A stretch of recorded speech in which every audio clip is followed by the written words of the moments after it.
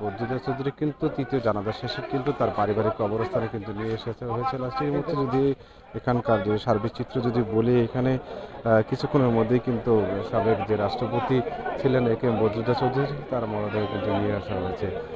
একটু পরেই তাকে এখানে সমাহিত করা হবে। কথা বলেছিলাম তার সাথে, তাদের পরিবারের আত্মীয়স্বজনের সাথে, তারা যেমনটি বলেছিলেন যে এই রাজনীতিবিদ কিন্তু মুন্সিগঞ্জের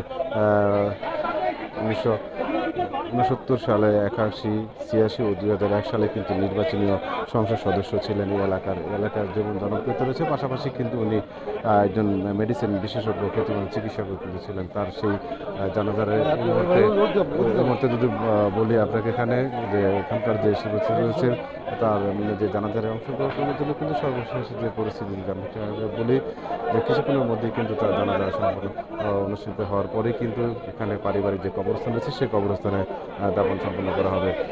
যদি আপনাকে এ কে এম বদ্রুদ্দোজা চৌধুরীর কথা বলি, যে আপনারা জানেন যেহেতু দীর্ঘদিন উনি বিএনপি রাজনীতির সাথে জড়িত ছিলেন, এরপরে কিন্তু তিনি আনুষ্ঠানিকভাবে কিন্তু এই রাজনীতির সাথে 1997 যে রাজনীতির সাথে জড়িত ছিলেন, 1978 সালে কিন্তু যে রাজনীতির প্রেক্ষাপট ছিল সেই প্রেক্ষাপটে কিন্তু বিএনপি রাজনীতির সাথে জড়িত হন। এরপরে তিনি দীর্ঘ রাজনীতি যে কেরিয়ার, সেই কেরিয়ার করে কিন্তু 2001 সালে রাষ্ট্রপতি যে পদে দিচ্ছেন, সে রাষ্ট্রপতির হিসাবে কিন্তু বাংলাদেশের রাষ্ট্রপতি হিসাবে ছিলেন। এরপরে কিন্তু 2001 সালে নির্বাচিত সময় পর কিন্তু 2002 সালে কিন্তু 21শে জুন কিন্তু সে রাষ্ট্রপতি থেকে স্বেচ্ছায় ইস্তেফা গ্রহণ করেন। এখানকার যদি আপনাকে বলি যে এই মুহূর্তে কিন্তু সাবেক রাষ্ট্রপতি যে বদ্রুদ্দোজা চৌধুরী, তার নিয়ে আসা হয়েছে এখানে পারিবারিক কবরস্থানে যাচ্ছে, সেখানে কিন্তু দাপন করা হবে। সব বিষয়ে বলা যায়, যেহেতু আপনি জানেন যে মৃত্যুকালে বয়স হয়েছিল 94 বছর হয়েছিল, মৃত্যুকালে তার বয়স 94 বছর। এক ছেলে, 2 মেয়ে, স্ত্রী সহ বিভিন্ন রাজনীতিবিদ রেখে গেছেন, তার শুভাকাঙ্ক্ষীদের কিন্তু এখানে রয়েছেন। যদি বলি দর্শকের মধ্যে তার যে আত্মীয় রয়েছেন, তারা কিন্তু বলেছেন যে এখানকার যে সাবেক রাষ্ট্রপতি যে সেখানে কিন্তু নিয়ে আসেন। দর্শক, আমি যদি আপনাকে বলি যে কিছুক্ষণের মধ্যেই সাবেক রাষ্ট্রপতি সব কিছু বলা যায়, যেহেতু এই রাষ্ট্রপতির যে সর্বশেষ যার নিজ বাড়িতে, সেই নিজ বাড়িতে কিন্তু পারিবারিক কবরস্থানে কিন্তু তাকে সমাহিত করা হচ্ছে। দর্শক, যদি আপনাকে বলি যে doctor A K M Badruddoza Chowdhury কিন্তু জন্মগ্রহণ করেন 1930 সালে কুমিল্লা জেলাতে কিন্তু তার জন্মগ্রহণ করা হয়। পারিবারিক কবরস্থান রয়েছে, সেই কবরস্থানে কিন্তু